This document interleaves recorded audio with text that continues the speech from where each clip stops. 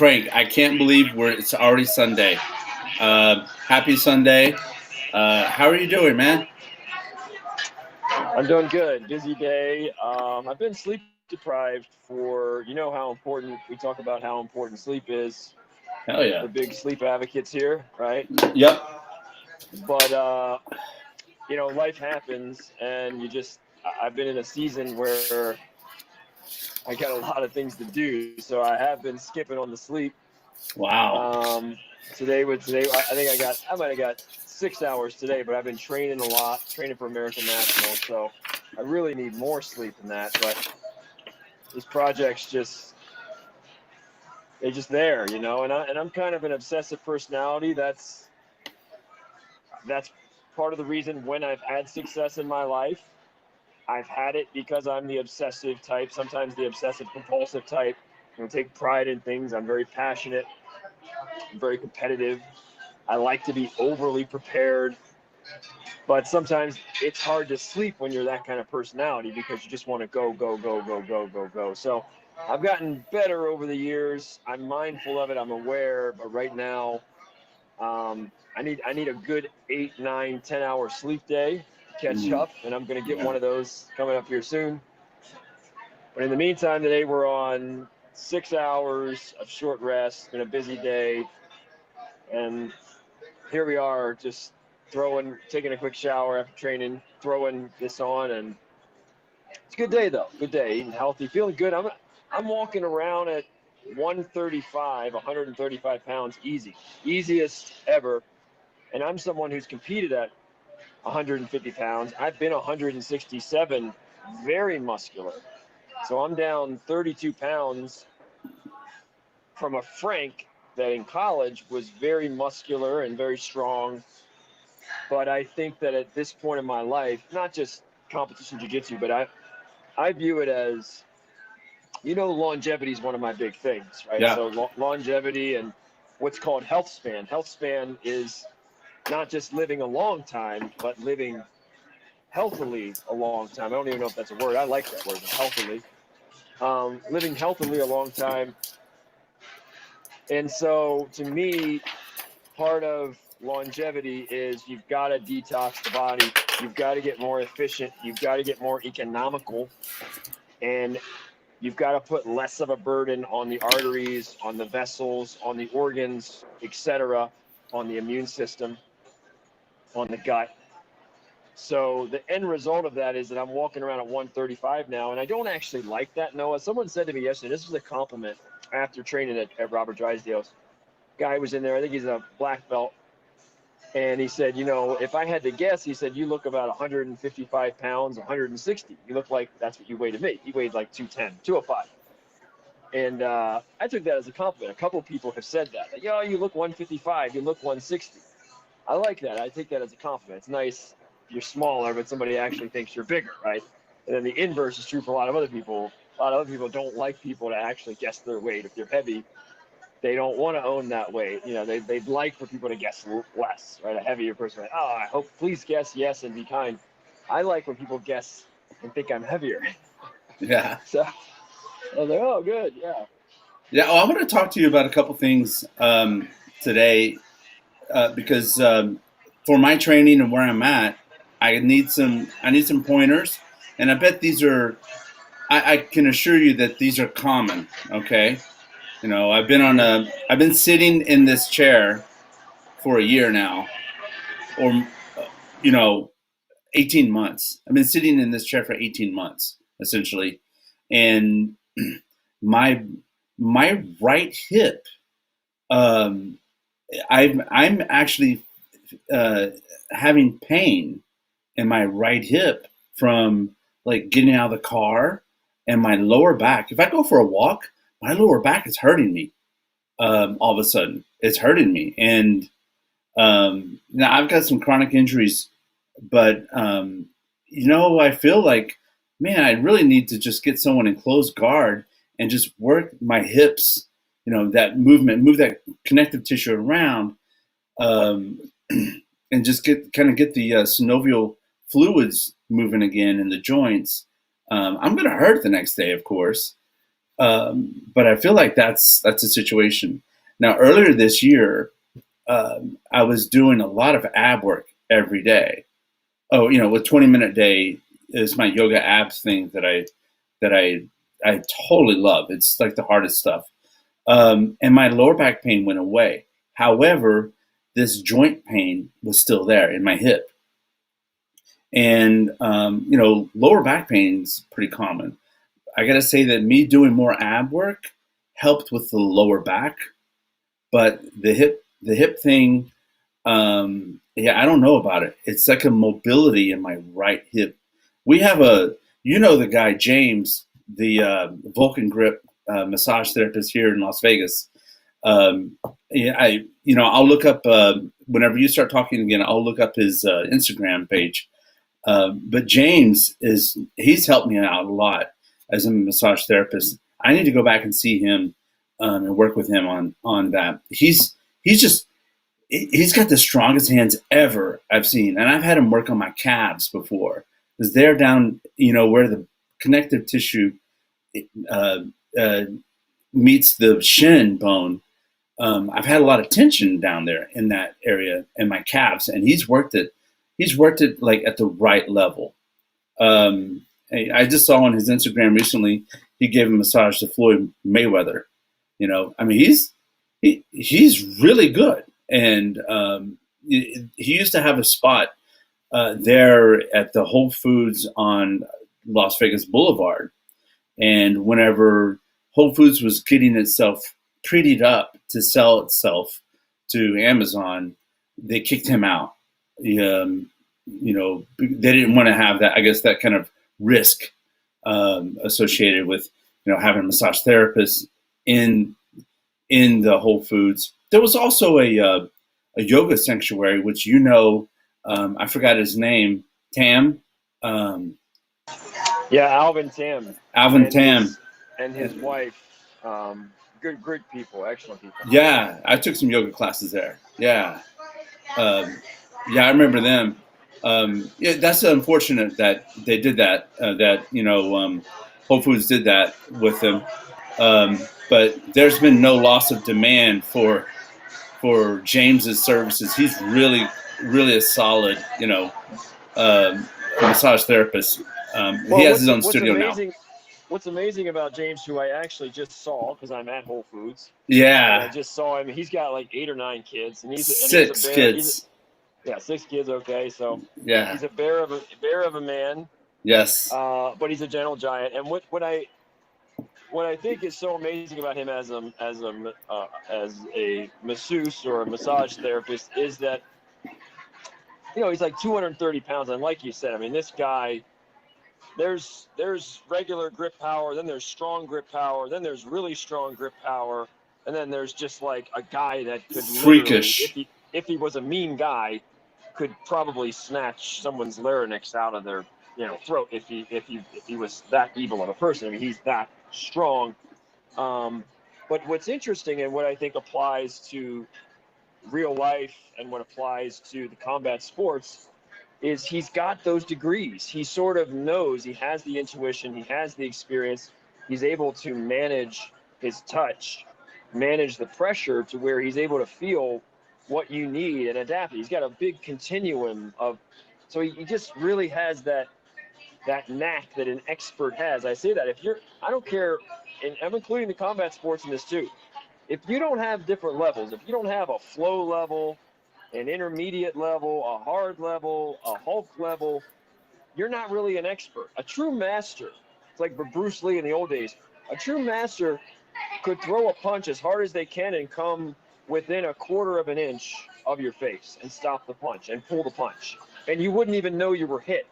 They have that level of control, that level of subtle control. That's true mastery. Just that you're great and you're this phenomenal athlete and you're stronger than everybody and you're fast and you train a lot and you're tough and you're the best or you're one of the best. And that's great. Get you paid. Everybody knows your name, but there's a lot more room for improvements. You should be able, I don't care how big you are, 220 pounds. You should be able to train with a 120-pound person, the 110-pound woman, and have a decent role and she not get hurt at all. they not feel a thing. Yeah. You should be able to train with anybody, a real master, and they don't feel, unless you're going in the real intense roles, unless you're getting ready for a world championships or a big tournament. There are exceptions. If you're at one of those academies that's one of the top in the world and you're competing a lot, the competition team. But by and large, I think you should have. I bet you could go to Lucas Lepri's gym. I think he's in Charlotte, and I bet you Lucas Lepri doesn't hurt anybody. He could train with anybody in that class, and nobody's going to get hurt. You know, he's got that level of control. He can dial it in, and the really smart ones, the really smart masters, not only can they adapt it to your level, to where you're not going to get hurt, you almost won't even feel a thing. They could dominate you, and you almost don't feel a thing. But in addition, they're getting good work. Like the really smart ones. I remember there was a guy, Daniel Belaza. Daniel Belaza, a lot of people don't know his name. He's a light featherweight. He's a legend. He should be a IBJJF Hall of Famer. He was like 40 years old, and he got bronze medal at the World Championships, IBJJF World Championships in the gi. Bronze medal. He upset, I believe he upset Guillermo Mendez. And Daniel Belaza is notorious for having one of the best closed guards out there. He's this skinny guy, 137, 38 pounds. And he has an academy in York, Pennsylvania. And when I saw Daniel, I said, because we've competed at the Pan Americans and the same, we've been on the podium together and all that good stuff. And he said, Frank, I train for my tournaments with white and blue belts. I got ready for world championships with white and blue belts. Makes sense. And when I talked to Cobrinha a few years ago, Rubens Charles Cobrinha, who's got a beautiful expression of jiu-jitsu, and now his son, Kennedy, is just got a beautiful expression of jiu-jitsu too. I talked to Cobrinha before ADCC the year that he won it, okay?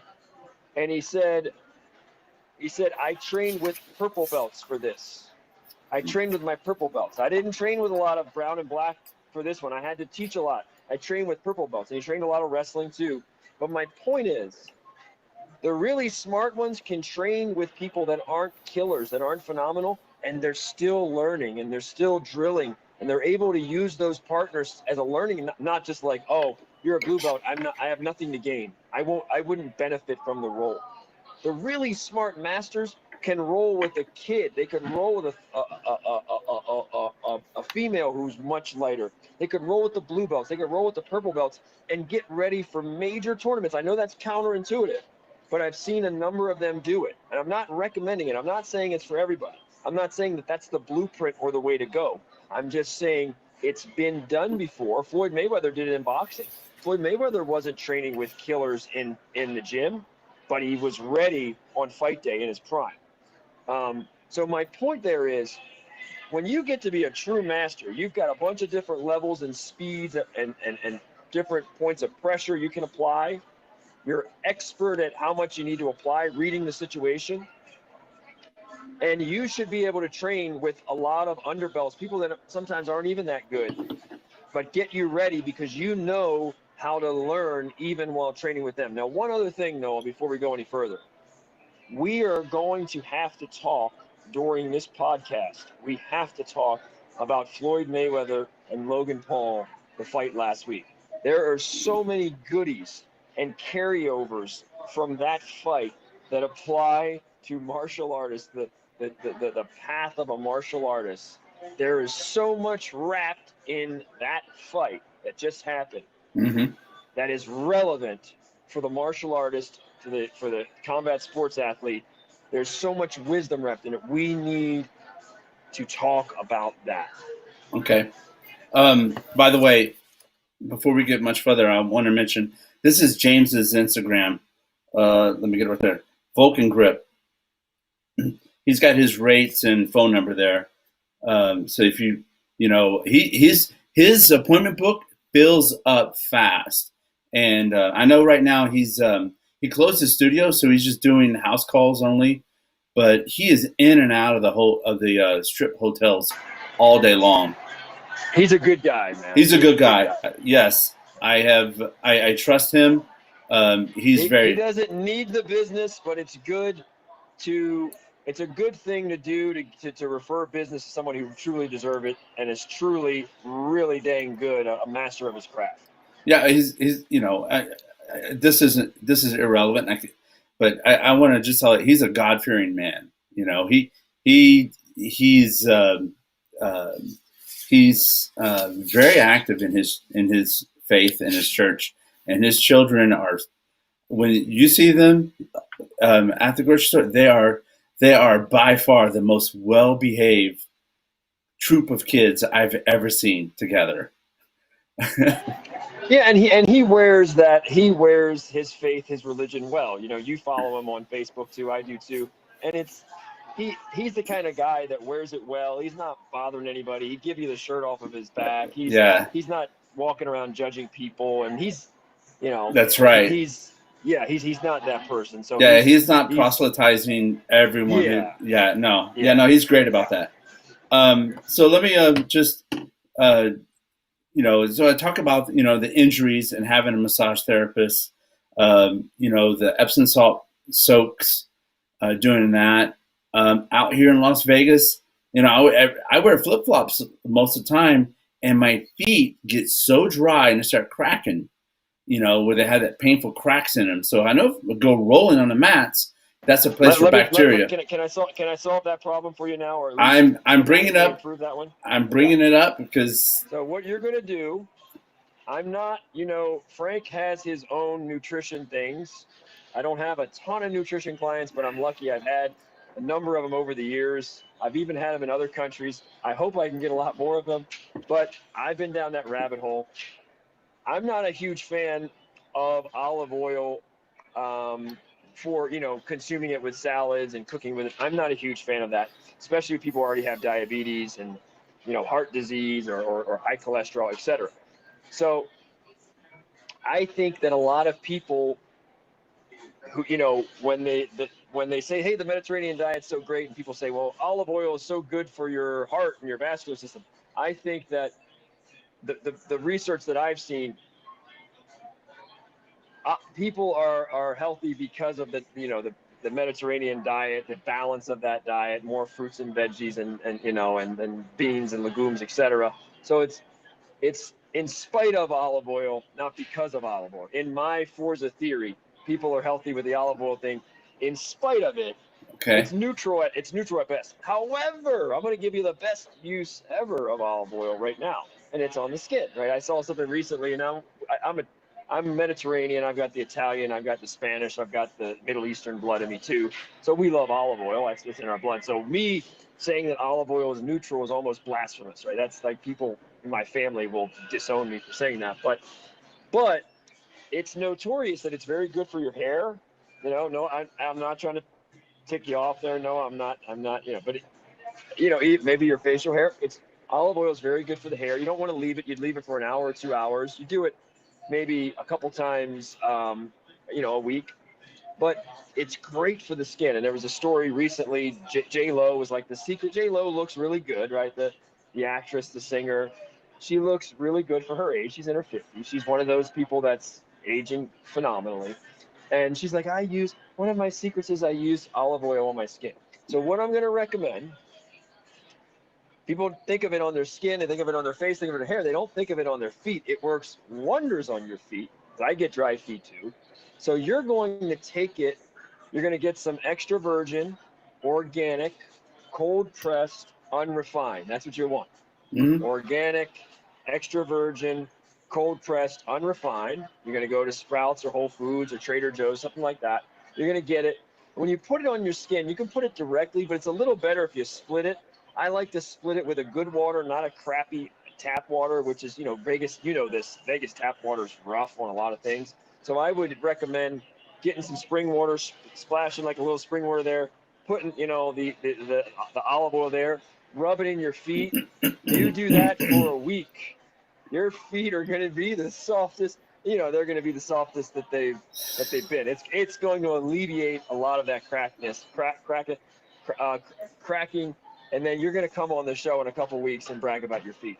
Well, the problem is, okay, for me, I have a weirdness about my feet. Okay, first thing is like, some people have said and I've asked I've asked the ladies there at the where I get a pedicure, and I said, so what do I do about this? And they're like, well, you need to put they said put some lotion on your feet, put socks on, and sleep with them. I can't sleep with anything on my feet need to be free.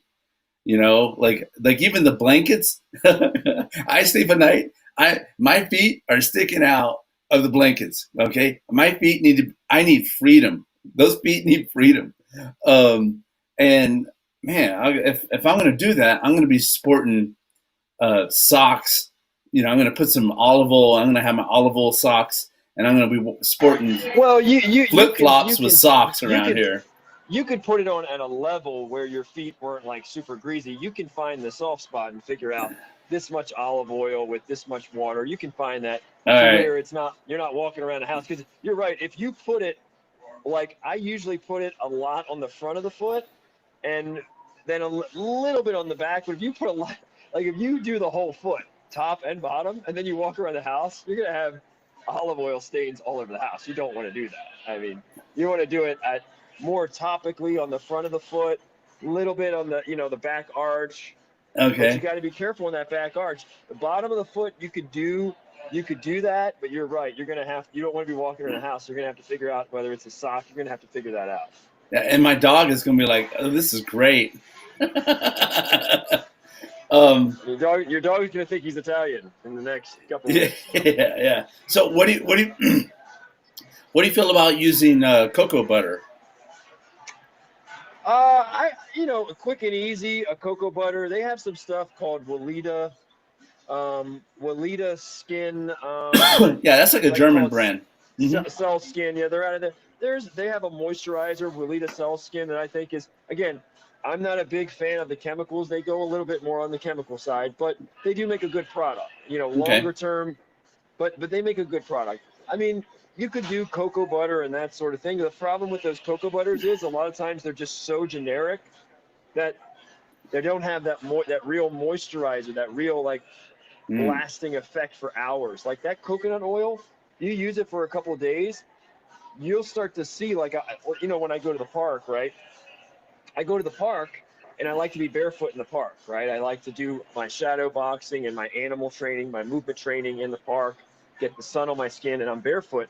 And sometimes I was noticing, I'm like, man, my feet have never really been ugly, but sometimes I'm like, wow, my feet are kind of getting a little ugly by my standard. They're getting a little bit ugly. Yeah. Like if somebody was to walk by, I'm like, I'm like, some days I'm like, I'm going to hide my feet.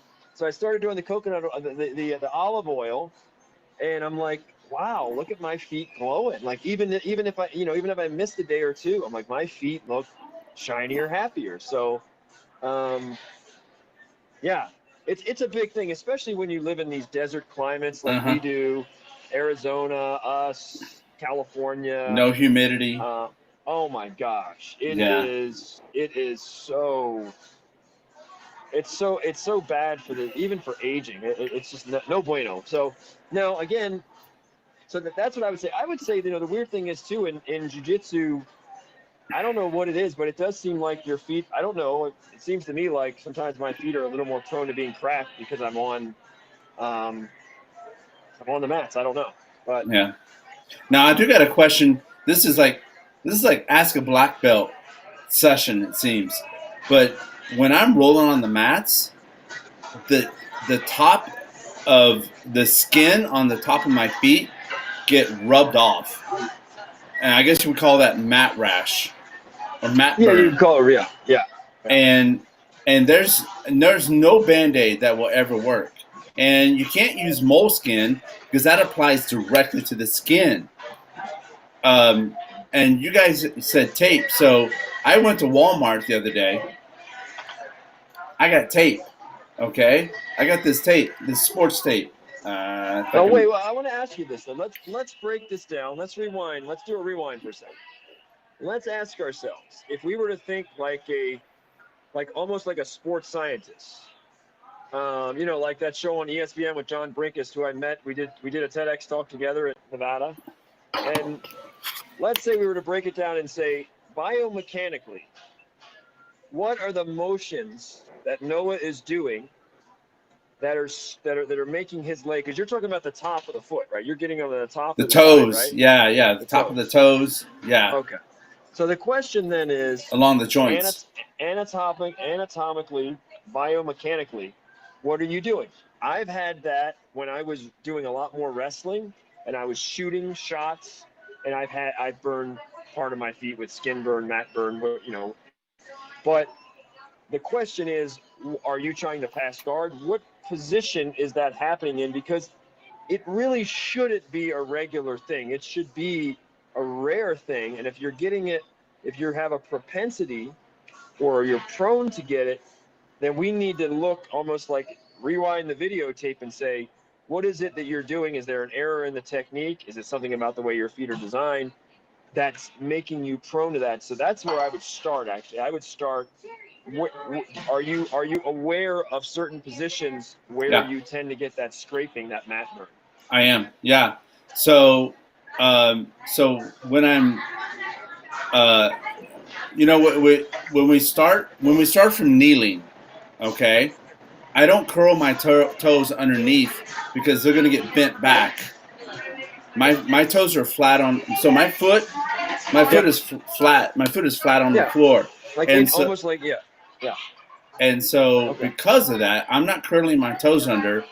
Yeah. And um, when you start rolling with someone, inevitably you're going to get pushed or you're going to get pulled, and my foot travels across the floor like that because like I'm rolling with guys bigger than I am, and they can move me around.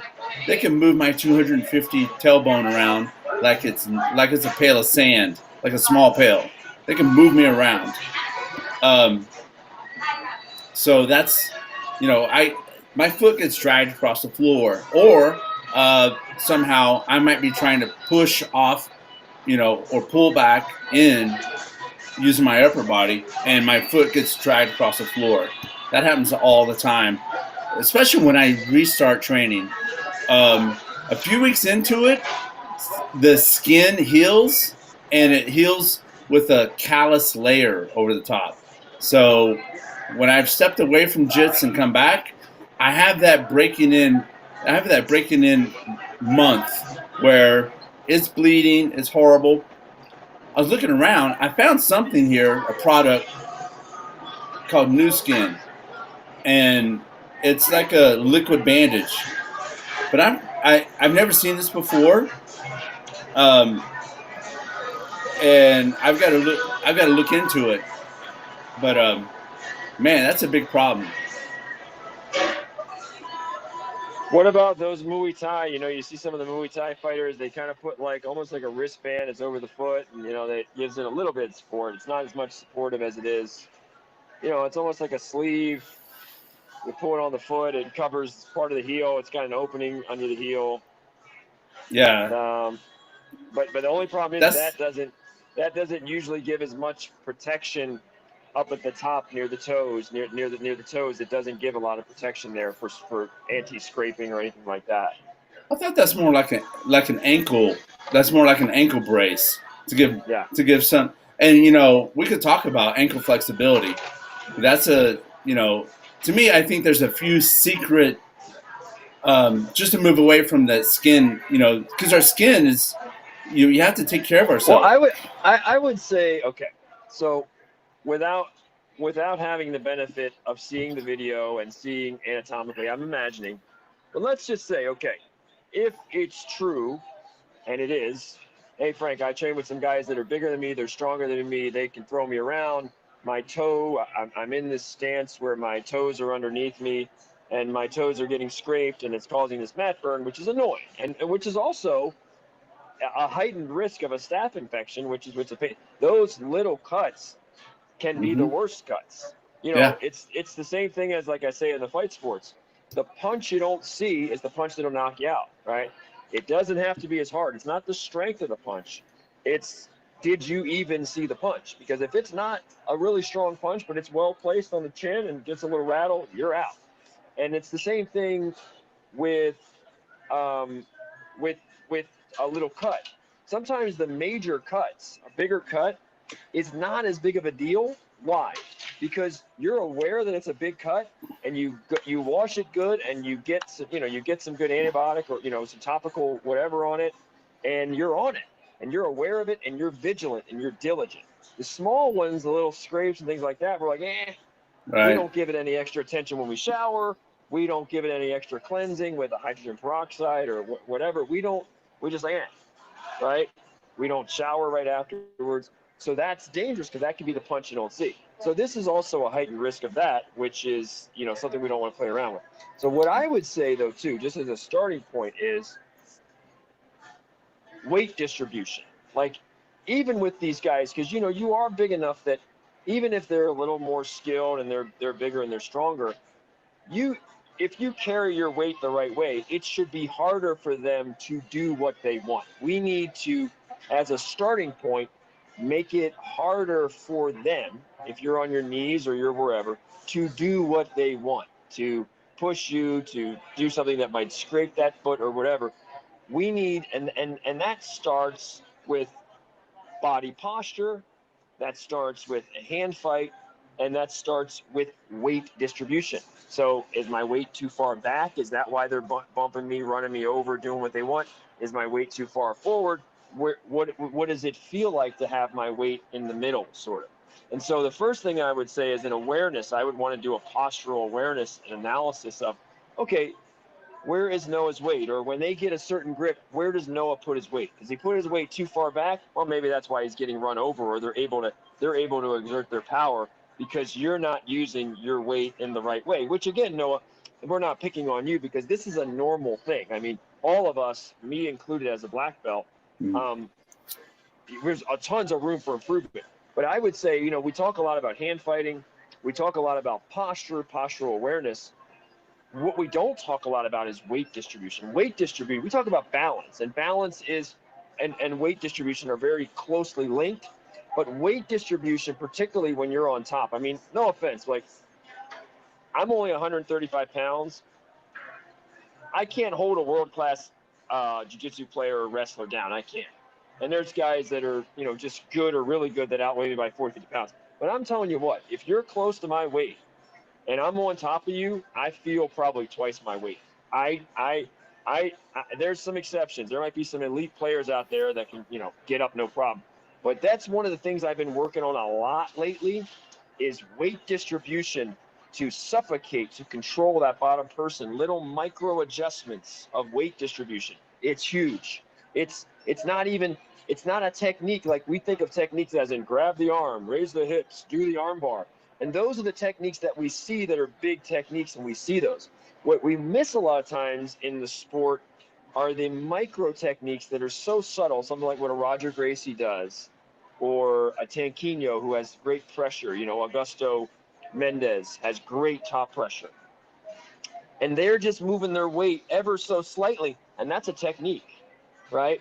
But it's hard to teach that because it starts with not just teaching, it just starts with awareness, getting people to realize, hey, if that person on the bottom is pushing you, what if you just changed your chest a little bit?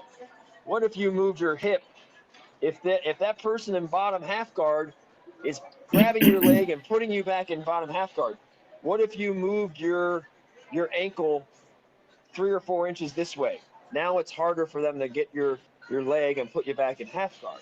Those little things are technique, but they involve weight distribution. They involve little micro adjustments, and they're huge. They will make your life if you're on top and you're in side control, and you probably experienced this, Noah, where you're in side control, you work hard, you get in side control, use all that effort, and then you're only able to hold it for 2 seconds or 3 seconds or 5 seconds or 10 seconds, and then the person gets out. And you're just like, oh my God, you're starting all over. And it's okay if you wanted that to happen because you're flowing or something. But when you don't want that to happen, when you wanted to establish the side control and you wanted to then advance from there toward a submission, it's so frustrating. Case in point, last night, Israel Adesanya defended the title against Marvin Vettori. Yeah. In the third round, Vettori is losing the whole fight. The whole fight is Israel Adesanya's, but Vettori gets his moment in the third round. He gets the takedown. He takes Adesanya's back. He's very close on a choke. Yes. He doesn't get the choke. The line, that moment, if he could come up and somehow there's a technical way. If that had been Damian Maia, let's just make an example. If that had been Damian Maia on Israel Adesanya's back, with the same amount of time on, that fight is probably over. I mean, there's a high probability that fight's just over. It didn't matter if he's losing the whole fight. So my point is, there's a moment there, and sometimes those moments make or break you. You know, you've got to seize them, and the way you seize them is with that extra mastery of the little things, little itty bitty things and micro adjustments and the Jedi things, and that's where you really want to go. So anyway, coming to you, we need to look and say, where's Noah's weight? Where's he distributing his weight? I'll Why tell you. is somebody able to just run him over? Yep. I know what I'm doing wrong because you pointed it out to me when we were training before, and it's just I think there's a physical weakness that I got to work on, but when I'm in someone's closed guard, I tend to sit down. I put my butt to my ankles. I sit down instead of being up where where my hips are not my hips from the point of my knee to my shoulders, there should be a straight line, I presume, with the natural curvature of the body, but there should be a straight line. What I know that I've done in the past is I would sit down, so I would break that, and the straight line would only be from my hips to my neck, as opposed to from my knees, where I'm just sitting down. I'm sitting down. That's something I know for sure. And so because of that, all my weight is down on my feet. Excuse me, on the top of my feet. So that's just a training scar. Let's take a look at, let's do a Marcelo Garcia breakdown and analysis right now. Okay, so Marcelo Garcia in his prime, one of the best out there, and master of the butterfly guard. And I remember I bought a Marcelo Garcia DVD years ago. Yeah. And one of the things he was talking about is when he's in butterfly guard. So what he does when he's sitting up, let's say when you're sitting, right? So he's sitting on his butt, he's got his legs there, and he's trying to grab the guy and, and suck the guy into his butterfly guard. Because a lot of times the guys, they wouldn't go to their knees, they would stand over top of him. So Marcelo's on his butt. Okay. He's trying to get a hold of the guy. And most guys wanted to stand. They wanted to sort of do a stand-up pass on the outside. Most guys are like, let me try to throw his legs or stack him or whatever. And so what Marcelo Garcia was saying, one of the things that he really emphasized is, listen, this opponent of yours who's standing over you, who's trying to pass, who doesn't want to come into your butterfly guard, one thing they're going to do is they're going to push you in the head a lot. They're going to push you in the head. So I guess he encountered that a lot. That was what guys were trying to do to him. Is like they would hit his head almost like in wrestling, when guys are, when they're messing your neck, some guys get rough about it, right? Some guys don't just put their hand on you. They're not supposed to hit you, but some guys get really heavy and they'll do this to annoy you. That I've seen that many times. They'll do that. They're kind of trying to mess with you a little bit. Conor McGregor, you're getting your head a little bit. He encountered that a lot. One of the things he emphasized is, don't worry about that. That was one thing he was like, don't let that throw you off your game. So that was one important thing you're saying. Don't worry about that. But secondly, and very relevant to what we're saying, when he was there in butterfly, he sits a little head. He sits forward because he didn't want to. If he sat back normally on his butt in a normal posture, even a good posture, he's more prone to getting the guy pushing him over and then lifting his feet and all that stuff and stacking it. So he would exaggerate and sit forward. He moved his weight forward, and that made it even easier if he wanted to come up on a takedown or grab something, come up. So he would sit forward a little. So his weight distribution was a little bit forward. Now, he knew that by sitting forward, they're going to slap my head more. And a lot of people don't like being slapped. But he was like, no, I'm going to be way better and way more effective by me sitting forward. So Marcelo Garcia's butterfly is like this. A lot of people's butterfly is like this. It's here.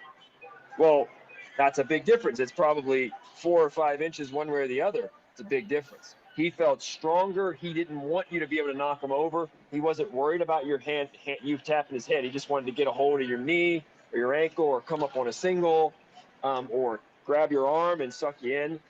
The other thing, okay, so that's an example of that postural awareness of a guy figuring it out and sitting forward a little more with his butterfly. It's a little different than a lot of people's butterfly. He sits forward a little more. He leads with his head more. The other thing is, I see a lot of kids. I had a kid last week I trained with him. He's a 17-year-old kid, blue belt. Fun to roll with him, my size. And I kept getting his neck easy. I would get his neck easy. And when he'd be on top, I'd be like bottom, butterfly. He'd be on top, and I'd get his neck easy. Or I'd snap his neck easy. And I just said to him, I was like, he was one of those guys, the opposite of Marcelo. When he's in your guard and he's on top, he'd be like this. He'd have his head, and he's one of those guys that like a looker. I call them lookers. He's too excited to look at you. He's using his eyes too much. He's like, Jiu-jitsu is more of a feel thing. Jiu-jitsu is a feel sport.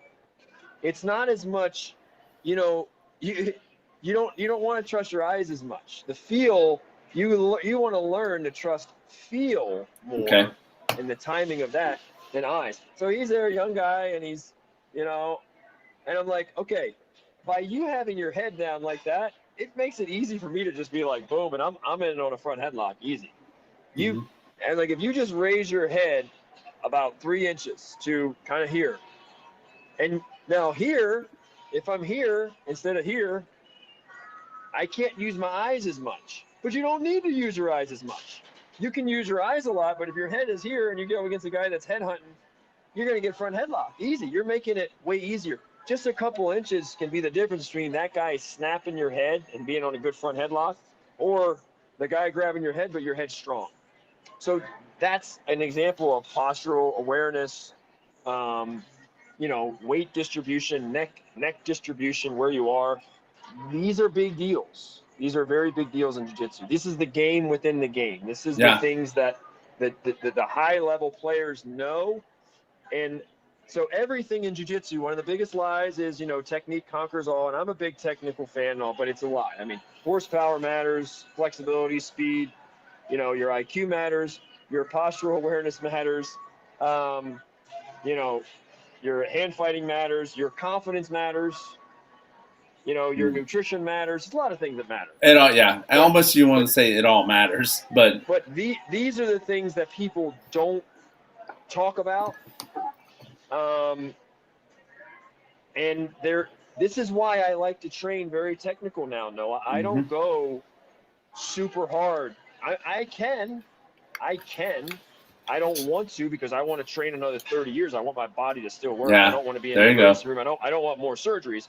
But I train a lot technical. I train tight, but I train technical. And I'm looking for these things. I'm looking to feel more. I'm looking to see, Noah's knee is giving me a problem. Yeah, I could just explode past your knee and solve the problem.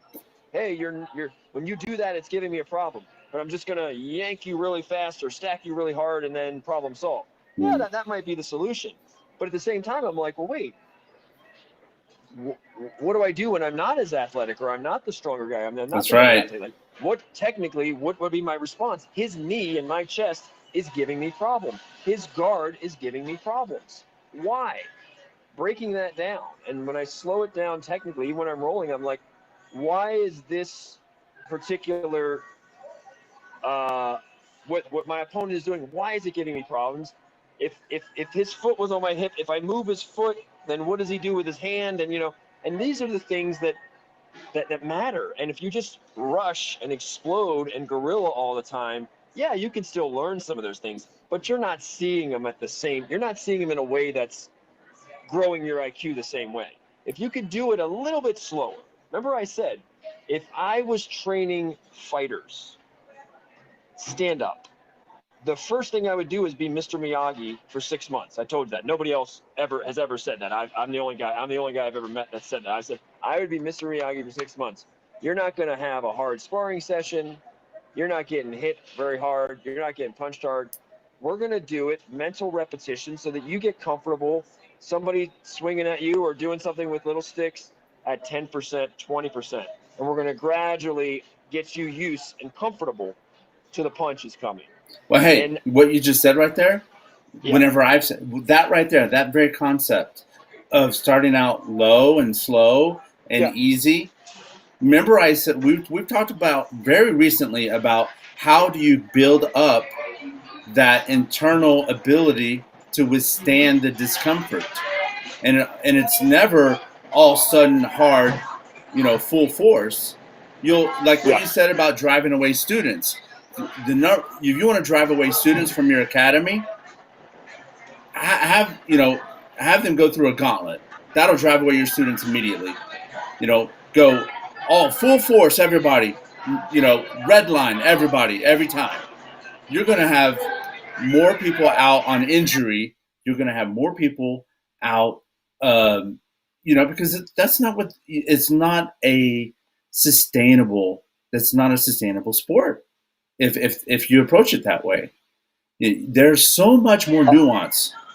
a lot of people think, like when I say technical training, there are a lot of people, especially people that are half my age and great athletes, and some of them think, oh, it's like, oh, that's weak, or that's afraid, or this or that. What they don't realize is if you get really good technically, like, so somebody who was way better than me technically could still do whatever they wanted, even if we were going slower, they could still do whatever they wanted. They would still pass my guard, they would still take my back, and they'd still choke me, and they'd still armbar me. If they get their technique even without using all the power, they'd be like, dude, I don't know what to do with the guy. It's not like you can get so good where you can go with the guy, and sometimes you'll train with if you went and trained with Roger Gracie or even or Robert Drysdale, or if you train with some of these guys and they decided to go 40% against you, they could still dominate you with incredible pressure, but you would never get hurt. You would feel safe the whole time, but you'd be like, oh my God, I can't move. And all it is technique.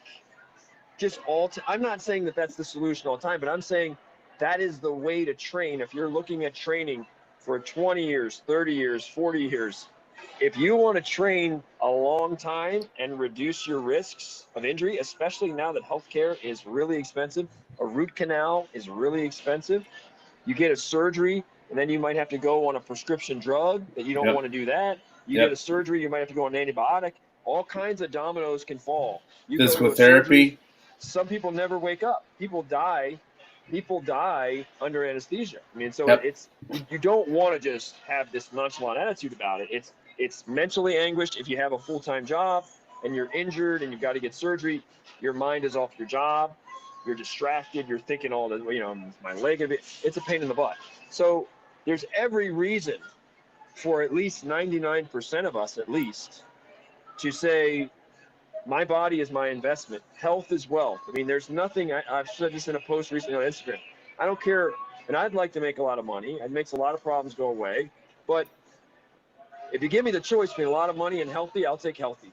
Mm. Healthy is huge. There's no substitute for healthy.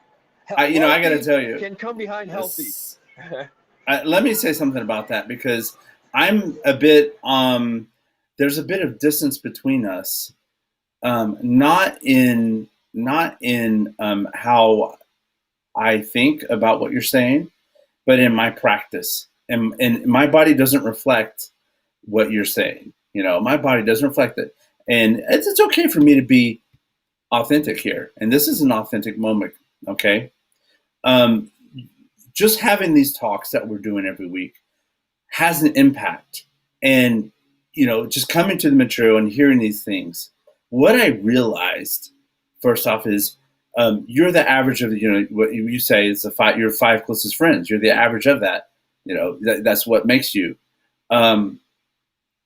Us talking like this every week and just getting on that same level, it's changing me, because I know cognitively, I know what you're saying. I know all these things. It's so hard to live it. It is so hard to change and break habits. I've been forcing myself recently getting up at 4 in the morning. I got up at 6. Oh, I mean, I rolled out of bed finally at 5 something. And then, I got the day started really at 6. Um, but that was because the UFC fights went on last night. And then I had trouble getting everyone into bed yesterday. But anyways, what these things you're saying, it's really hard. And what hit home to me was, I had to, it was kind of what you said to me about the longevity aspect of it. I took it and I started working. It's like, I've got a piece of cotton right here. And I took this cotton and I started like just thinking about this concept what you're talking about. And I started just, unraveling it, pulling it out. And I started thinking more about how whatever I'm doing here and how I'm living my life. And I started saying, what is it that I want? Why am I here? What is it I really want? Um, uh, for me, I've said this before. All I want to do is just roll jujitsu at Henzo's and get my black belt. I'm very simple. So my whole life is like everything I'm trying to do is to support that. It really is to support that. So, I'm, I've been realigning the kind of work that I do so that I have more independence. But that's been harder in some ways. But this thought about longevity and what you're saying, I started thinking about like, I'm going to need to spend a lot of time working on myself because I want to be around to roll. I think about there'll come a time which one of us is going to pass away before the other. That's just the reality. One of us will, and we're going to go into what I believe is a forever darkness sleep. It's just I don't remember where I was before I was born, and I probably won't remember where I'm at after I'm dead. That's just blackness. But anyways, with the time that I have, I'd like to stretch that out. I'd like to stretch that out. I'd like to be like Helio Gracie, rolling with people, rolling with young guns, rolling with Dennis Ash for, in his 90s, 80s and 90s. You talk about technique there. But anyways, I digress. The longevity. The people, in my experience, and I study longevity a bit, and I'm getting ready to go back to school, and this is very important to me. But I find a huge correlation, and you've got this, and I've got this. I find a huge correlation with longevity between longevity and curiosity. People who intentional longevity, not accidental or incidental, but people who intentionally want to live long time and they're conscious and they want to live well. And I find a connection between. I talk to so many people who are like, look, Frank, by the time I'm 75, a lot of things are going to go wrong. I'm going to be on prescription meds. A lot of my people I love are going to be dead, and the world is going to hell in a handbasket. So 75, maybe 80, that's good for me. And in fact, I'm blown away at how common that mindset is. That's a very common, typical mindset. That's a very good point. Yeah, when you run into a really curious person's like, dude, there's just too much in the world that I want to know. There's so many books I want to read. There's so many places I want to visit. There's so much jujitsu I want to do and learn. It's I want to do this. I want to be around to see other people do this. I want to be around when humanity figures this problem out. I want to, really curious. The thing that I think, in my opinion, so far, I could change my mind, but in my opinion, I'm like, there is such a strong correlation between curiosity and the desire to live a long life. And if you're not, and again, everybody, this is the thing, though, and you and I talk about this a lot here, and it's worth. I said, I call it's a Forzaism. We're all white belts of something, right? That's my phrase. We're all, or as you like to say, we are all John Jones. Yeah. And meaning we all come in this world, and I'm a God believer, and I just believe God gives us all gifts.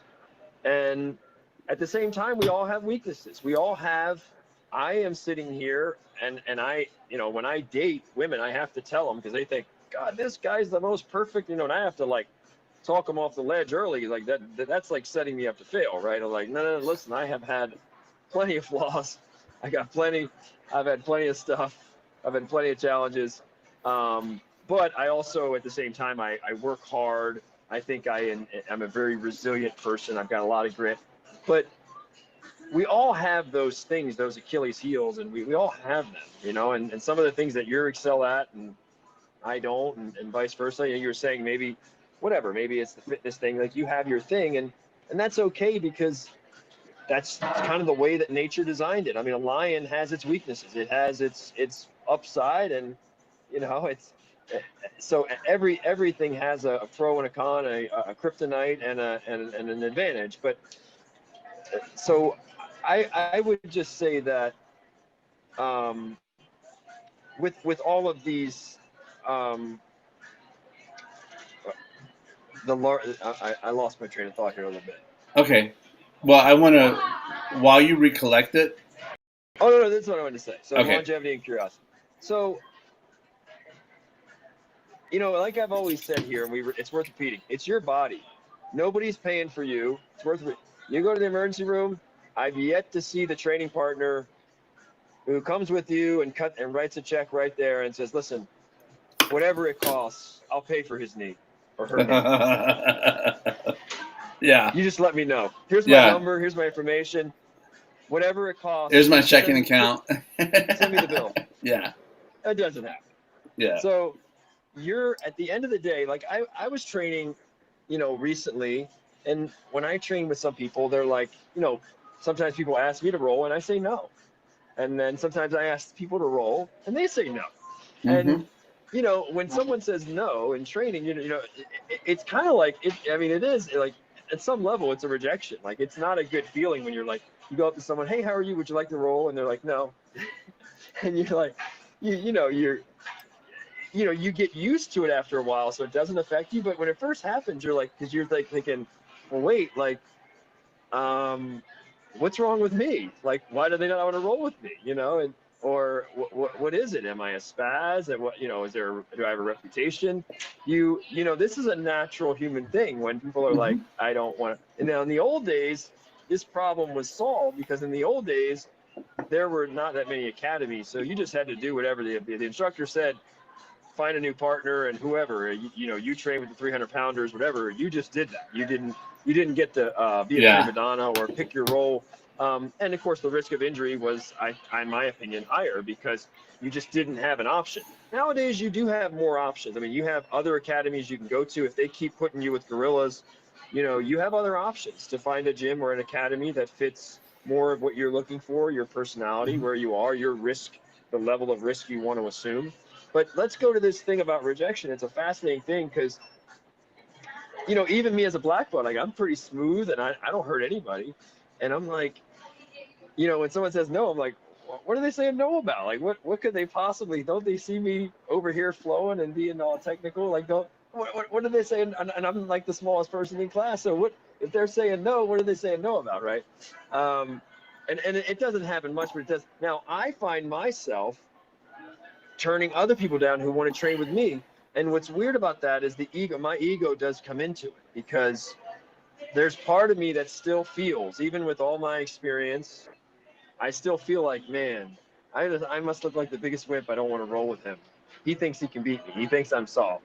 There is definitely a part of me, a competitive part of me, the ego part of me, the part of me that's got a champion's heart and a champion's desire that's like, I should roll with him and just show him what's up and show him how good I am and show him how brave I am. And I've been doing this a long time and I've got some good tricks up my sleeve. And there's a part of me that wants to do that. But then there's that old phrase, discretion is the better part of valor. At some point, the warrior has to decide how much ammunition, how many more bullets are left in the chamber. At some point, there's only so many miles on the human body. There's only so much carnage. And so at some point, Kenny Rogers, no one to hold him, no one to fold him. At some point, I have to say, listen, Frank, news alert, breaking news.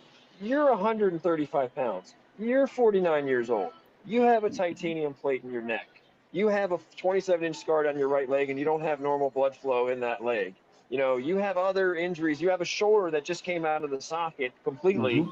a week ago for the 15th time that we had to pop back in. You've been in the emergency room for 3.5 hours in torture, waiting for them to put your shoulder back in. Like, Mm. yeah, you're not going to just be able to roll with every 200 pounder who propositions you and says, hey, Frank, want to roll? You can't. And Yeah. that's, to believe it or not, that was extremely hard. And I've never made total peace with it. I still feel kind of like, But the reality is, discretion's the better part of valor. And like, I'm like, Frank, you got to be smart, okay? You got other things, you got financial things, you got other responsibilities. You cannot afford, as much as I love this, it's not paying my bills. It's not putting money in. I'm not Gordon Ryan or whoever who's making, or Mikey Musumeci who's making a lot of money doing this. I'm not. It's not where my bread is buttered. I love it. It's super important to me. But it's just like yoga, Noah, when you're on that yoga mat. It's your practice. It's not someone else's practice. At the end of the day, it is your practice. It's That's your profound practice. right there. Yeah. And you should have some say in the design of it. Your Yep. instructor should give you some say. It doesn't have to be a tremendous, but you should have some say in how it's designed and who you roll with. If your instructor's putting you with killers and has no regard for the killers you're going with that are raising your risk of injury, raising your risk of going to the emergency room, raising your risk of having a bill that's 20,000, 30,000, 40,000, it's going to go on your credit. It's going to distract you from your work. It's going to maybe put you into a depression. You need to have a say about that. And if you don't have a say in that, then you might need to look and go to a place where they do respect and they do let you have some say in designing that. Because like I said, they're not paying your bill. They're not That's paying right. your bill. I haven't seen it yet. When Yeah. that happens, Mhm. when the Jiu-Jitsu Academy and the instructor and the training partner pays for your surgery, then we'll have that conversation. But right now they don't. That's a big point. That is a big deal to me. Is I believe that every practitioner has agency, and agency is the capacity to make decisions. If you have an agent, if you have like a talent agent, and you're a performer, you're focused on your craft, and a talent agent is out there working on your behalf. Agency, where you have power of attorney. Power of attorney is a form of agency because you're giving the capacity to make decisions over you to someone else through a legal instrument. Whereas in jujitsu, to me, what you're saying there is to have agency. Um, I don't like to roll at places that where I don't have agency. I think because of these things you're saying, it could be, this other person, their ghee smells like rotten eggs because they put it in the back of their car. And I have rolled uh, around the world. I have rolled with people, um, God bless them. But when I was in Rio, some of those kids that were coming from the favelas, they had rotten geese on. And, I'm like, I can't roll with you. Sorry. And it didn't look good. I mean, it doesn't look good.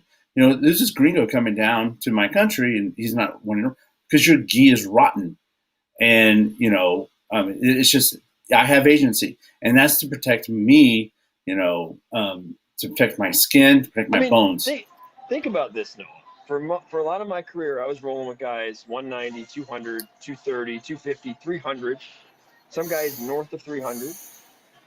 I wasn't getting paid. I wasn't even getting paid. I'm putting my body out there. I'm putting my body on the line, mainly in a lot of ways just for ego, and because it's like, oh, that's just the way it is.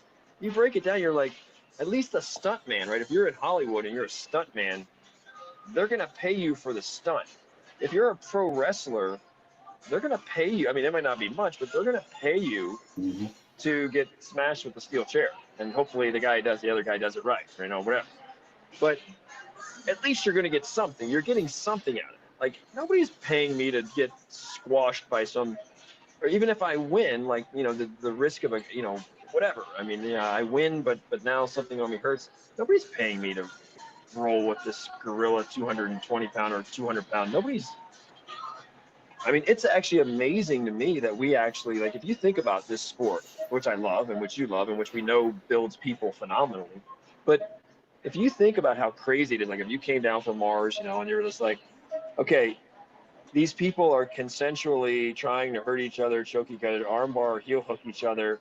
99 out of 100 of them are not making any money, and they just like it, and they do it for years and years and years, and they just like. In some ways, it makes sense on a primal level that we have, we're animals, we have an animal side to us, and we like to play, we like to chase things, we like to hunt things. But on the other hand, it's really stupid in the modern world. You're like, let's sign up for violence, consensual violence. I mean, at the end of the day, as nice as it is, as sportsmanlike, a lot of consensual violence, especially in the old days. And you're like, why? Like, nobody's getting paid. Just why? Yeah. Because I want to feel like I'm better than you. I want to dominate you. I want to feel like I don't know. I want to feel the something that me beating all these other people makes me feel whatever, and it becomes a drug or it becomes a euphoria, something. There's got to be something, because it ain't money for most people. Like, why are so many people signing up to be like Pohada, right? Like, it's kind of crazy. I guess it's because maybe some of the theory is that, okay, it's in us primally. I said fighting is in our DNA, my phrase, another four is ism. That's a big part of it. But the other part of it might be that since our society has restricted, it really has tried to, I'm using this word lightly, but in some ways it's castrating and neutering. I mean, there is like, there's so many more rules and regulations, and you can't do this, you can't do this and this. And so it kind of makes this space that we're in even more special, because it's one of the places where you can still be primal and it's okay. You can choke someone and it's okay. You're not going to go to jail. If you were to do this, if you were to go around bear hugging people, normally you just go to jail. You can bear hug people in jiu-jitsu and then shake hands afterwards, and it's like, oh, that was a good bear hug, I mean, 99 out of 100 people, regular people, if you bear hug them, would try to get you arrested. So it's a fascinating, special place where things that are not legal and are not allowed to exist anywhere else, which is why it was so hard for us to get these sports legitimized in the first place, because regular public was like, this should not be legal. This is not okay. It was so foreign to people. You can't be doing this. You're choking each other. You're nuts. You're twisting a guy's knee, and you're not allowed to do that. You're gonna get somebody hurt. A normal person would think that. But we have to know, especially those of us in our 40s, like you and I, and people that are in their 50s, and even younger people who are professionals who aren't going to be a pro athlete. We just have to realize there's a balance, and the balance points differ for everybody. You have to figure out how much risk are you willing to assume on those mats. You have to figure that out. And somebody who wants no risk just will stop training. Right? There's going to be some risk. But the older I get, the more I don't want to take the risks that I did take. I took a lot of risks for a lot of years. And I took risks in boxing, boxing sparring, in stand-up sparring, in wrestling, in jiu-jitsu practices, MMA practices. I don't want to take those risks anymore. I just think that they're just not, the juice isn't worth the squeeze now at this point. And I think I understand now. I didn't used to understand when other people came in and they didn't want to go as hard, balls to the wall. I didn't understand them. I do now. It's not just that you're a wimp. It's not just that you're a wimp and you're weak. You might be a knight in shining armor if the moment arose. If there was a serious situation, you might rise to the occasion and be a knight in shining armor and be the bravest person in the building. But you might go to training and be like, this is not the most important thing in the world to me right now. It's important. I love it, but I have work tomorrow. I have responsibility. I have mouths to feed. And you've got to decide, how are you going to do that so that you can train tomorrow? Yep. That right there. Where are you going to be able to do that? Where are you going to be able to train so that you can train tomorrow, the next day, the next week, and stay on the path? That's what I've asked Renzo. I've said this before many times. I asked Renzo, is it better for me to go 100% all out when I come to the mats, or should I come in and, a risk management approach, like what you're saying? And, his advice to me was you learn more and your body adapts the more frequently you come.